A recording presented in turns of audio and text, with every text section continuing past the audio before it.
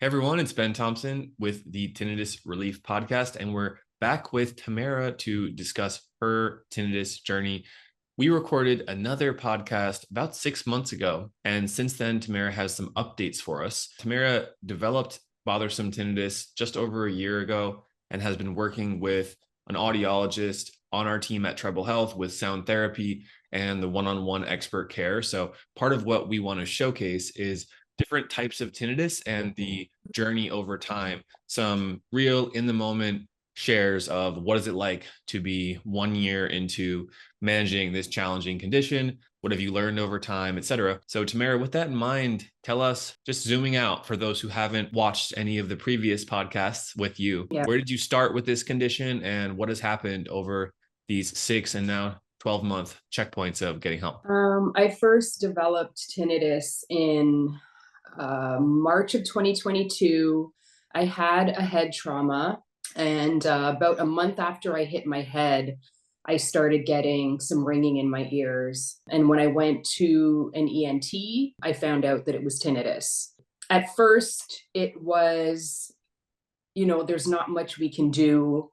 There's no cure for it. Over time, you'll get better. You will get used to it. And I think about 6 weeks in, I found Treble Health and I started working with an audiologist, doing some cognitive behavioral therapy as well as some targeted sound therapy. And it's been just about over a year now. And even though I'm not at my end goal, I'm not fully habituated yet, I'm in a much different place than I was when I first started. And the first podcast we recorded, you had mentioned things like using sound therapy provided some immediate relief. Mm-hmm. It helped get over the edge of dealing with the Mm-hmm. intensity of it a bit, even though you still have the condition. So we'll talk about realistic progress given certain factors and all of this. But that video has about 60,000 views. So it's really resonated with the community here. Why do you think that is? I don't know. I guess for myself, when I'm watching the videos, what I want is to see something that resonates with me in terms of what I'm going through. Maybe something that that person says is familiar or, makes me feel like, man, I'm not the only one going through this. So I don't know really what it was, but I think that when you're going through something like this, you want to be heard, you want to be seen, you want to feel like people understand what it is that you're feeling on a day-to-day basis. Because unless you have it, you just cannot know. So, I'm really happy that the video did well, and that people watched it so many times. If we even help one person, I'm happy with that. So, whatever it is, I hope we can keep doing it. All right, so let's talk now about your story. In the first month or two, what was going on, and talk us through the different stages of your process of what you've experienced since when this started. And then for those who have watched the last episode, we'll also get into in the last 6 months, how have things progressed or changed for you? Okay. The beginning is really, really difficult because you're kind of in this fight or flight. You hear this ringing, and for everybody, it's different. For me, I would categorize it at a 9 or a 10 out of 10. It was as if somebody was screaming at the top of their lungs in my ears.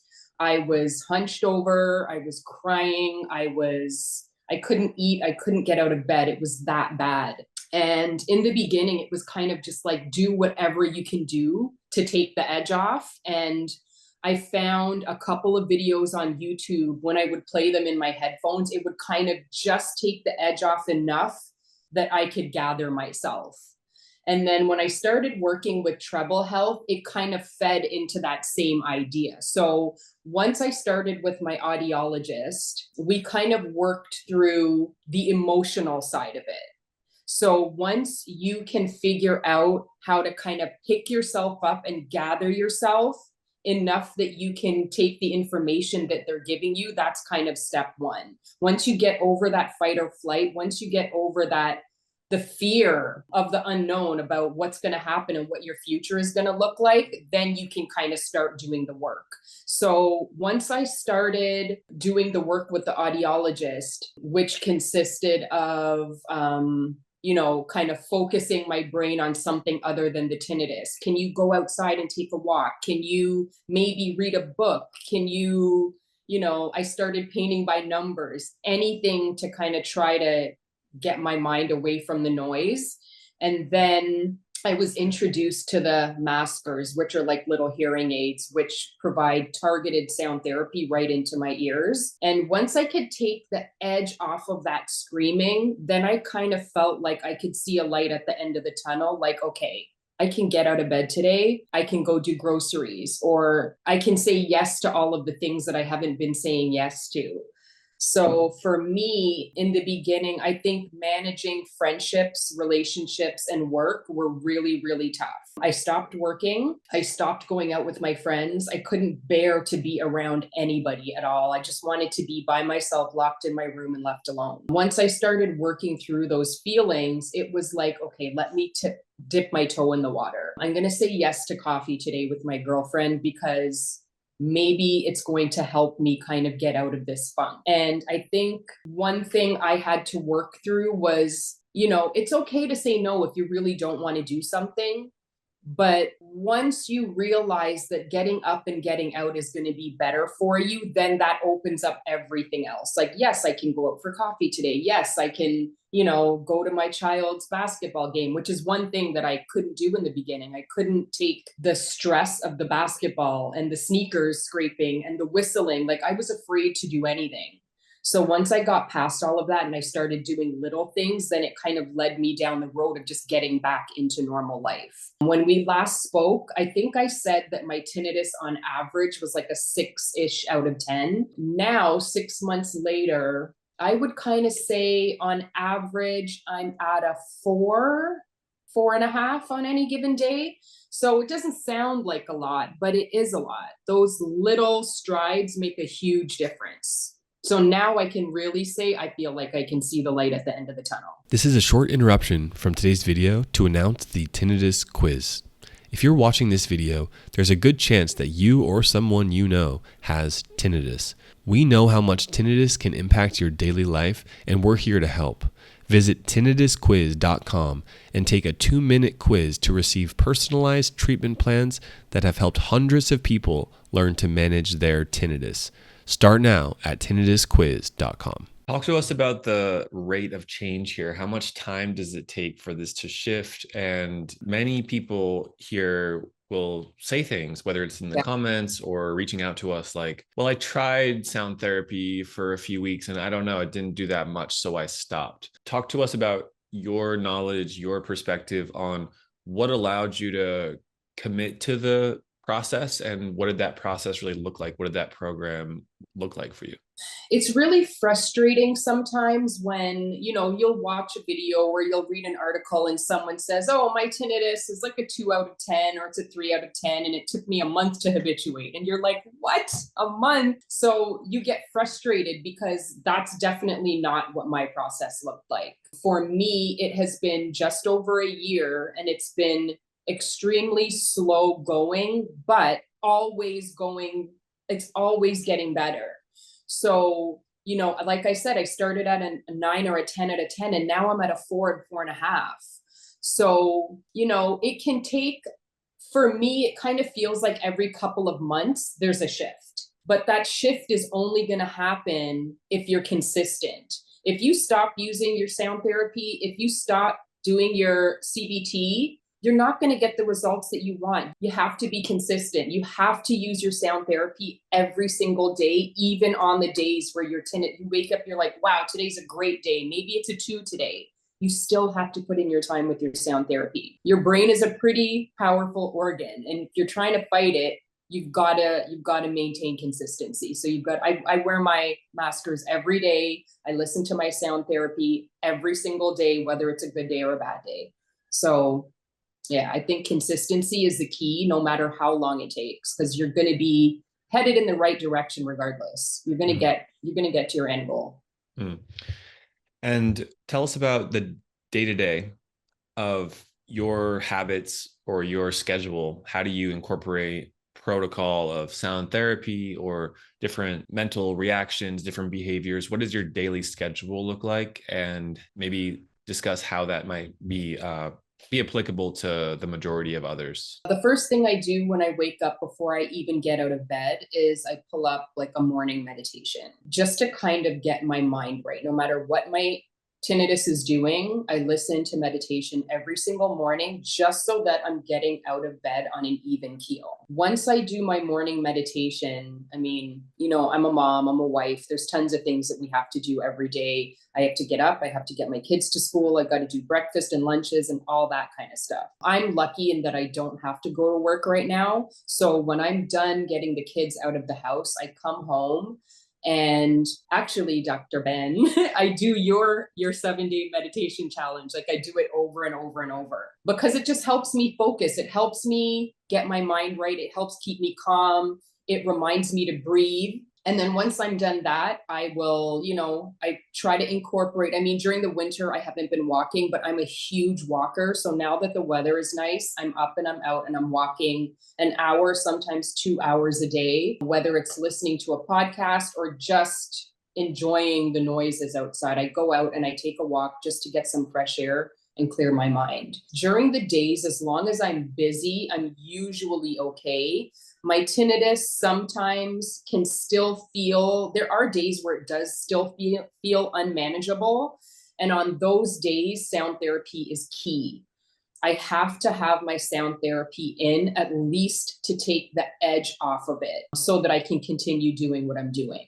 Even sleeping with it. If you have to sleep with your sound therapy, and do it if it's going to help you get a good night's sleep. For me, that is the hardest part of my day, is falling asleep. Once I'm asleep, I'm okay.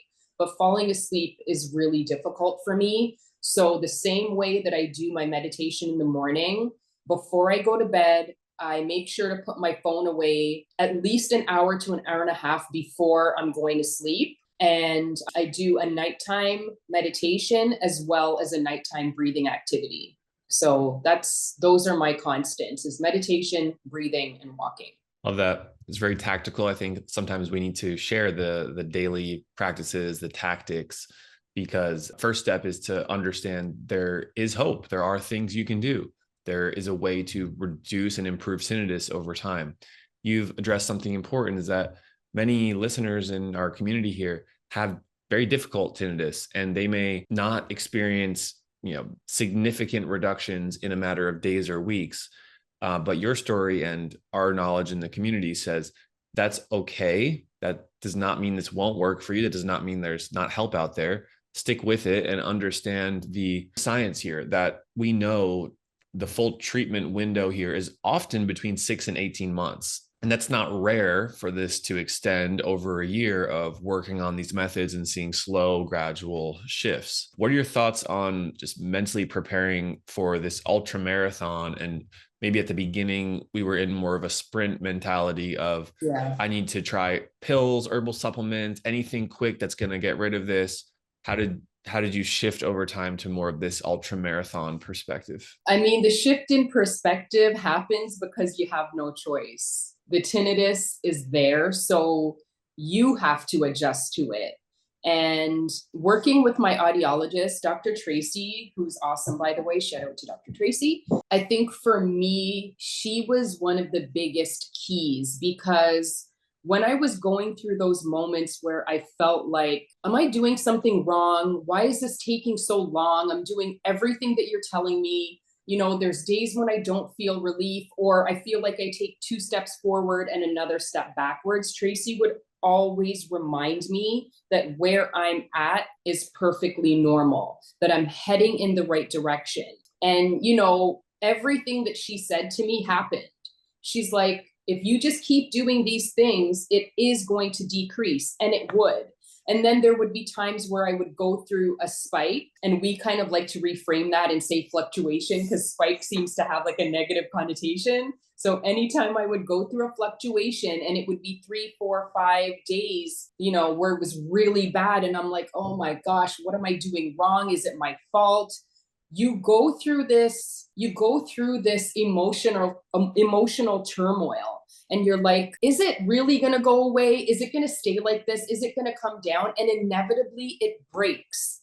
And then it starts to decrease and decrease. And then you're like, okay, I feel better now. So you have to remember in those moments when you feel hopeless or helpless, as soon as it comes down, you have to remind yourself that this has already happened. You've already gone through a fluctuation and recovered from it.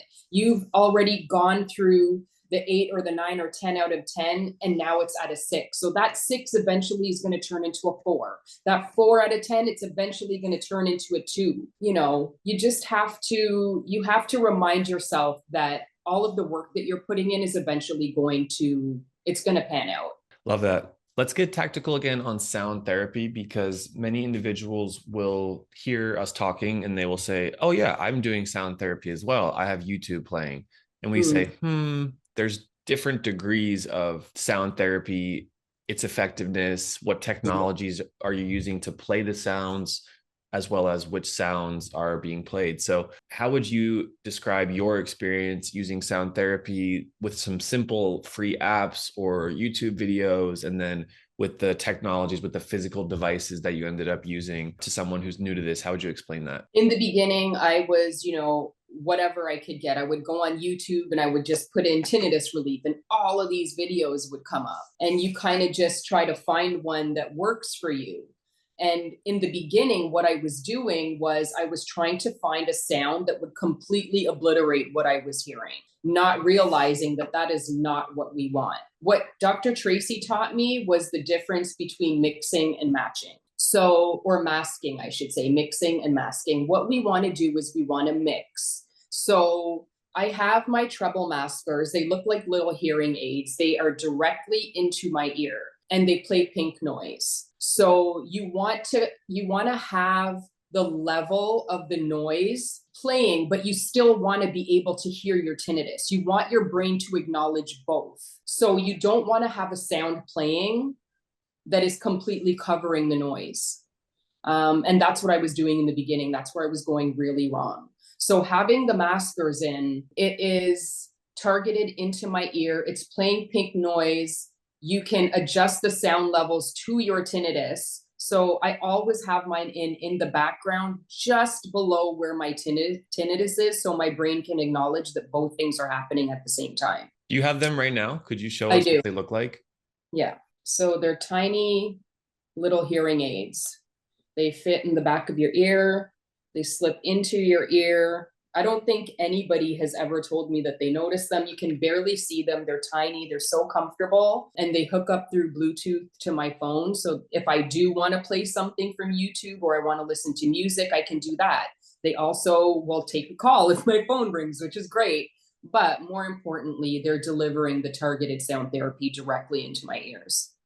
And those are designed to be sustainable so that you can use them for 3 months. You can use them for 12, 18 months, really, until you reach your maximum benefit here, until we bring this down as low as it will go. So that's obviously a difference in those, is that they're designed to be used 12 hours a day versus just playing sounds through my phone. Well, it's not very functional to be around other people or walk between rooms and have to carry this phone. Then there's text message interruptions and sounds and all of this. So that's really how they're designed to be used. Okay, great. So that's sound therapy. And you said that another big part of this was working with Dr. Tracy, an audiologist from our team. Any other words of encouragement, hope, and given where you are right now, which is just over a year from when this started, and about a year of working with our team and following the guidance you've explained, just a checkpoint here of how far you've come. Man, I'm in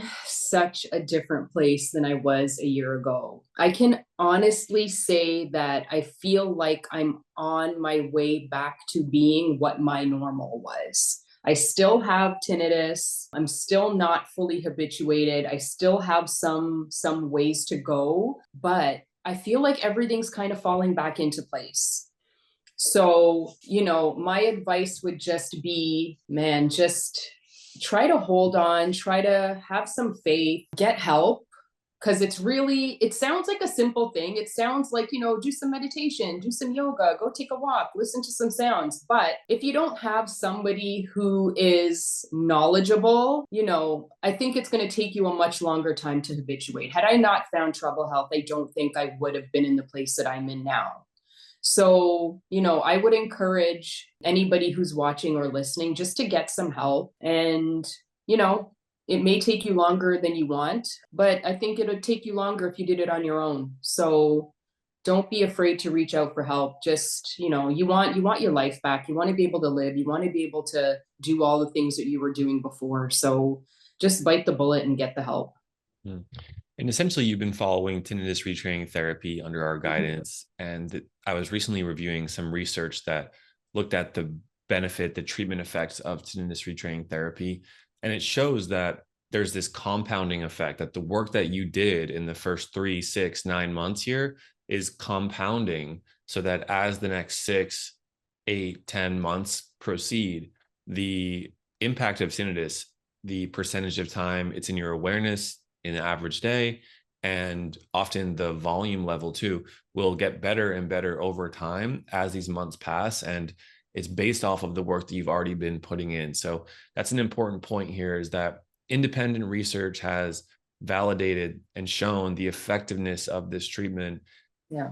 can still take place after 6 months, after 12 months. It can Yes. get better and better. And that's through the power of neuroplasticity, through the brain's ability to filter out the sounds that you're hearing. So just want to put that into perspective and give you some last words of encouragement, and share that I'm excited to check in with you in 6 months. So I'll give you the final word here. And just on behalf of everyone, you're an inspiration, and we thank you for sharing your story to others, because that's what a good community does, is help others who are in need and pass on service to others who may need to be inspired and hopeful, hearing your story. Yeah. Before we go, I just wanted to expand on something that you just said. The retraining, like I went through a period where I felt like I was plateauing and the noise wasn't getting better. It was like a couple of months and it kind of was just not budging. And Dr. Tracy suggested, why don't we start over? You're a new patient. Let's start from the beginning with the CBT and see what happens. And that's all I needed to kickstart it again for the tinnitus to start moving downward. So what you just said is exactly right. It does help because I feel like I've done it twice now. And each time that needle moved where I wanted it to move. So I think it's essential for people to get help, to not try to go through this alone. Don't do it by yourself. Reach out, get some help. And, I hope that everybody that's listening or watching is in a much better place than they were when we did this last time. And I hope that they'll be in a much better place when we do it again next time. Love it. Thank you so much, Tamara. And for anyone interested, you can head over to Treble Health. By searching us online, you'll be able to learn more about our telehealth program. Tamara, thank you so much. We'll talk to you in Thank 6 you. months. All right. Bye.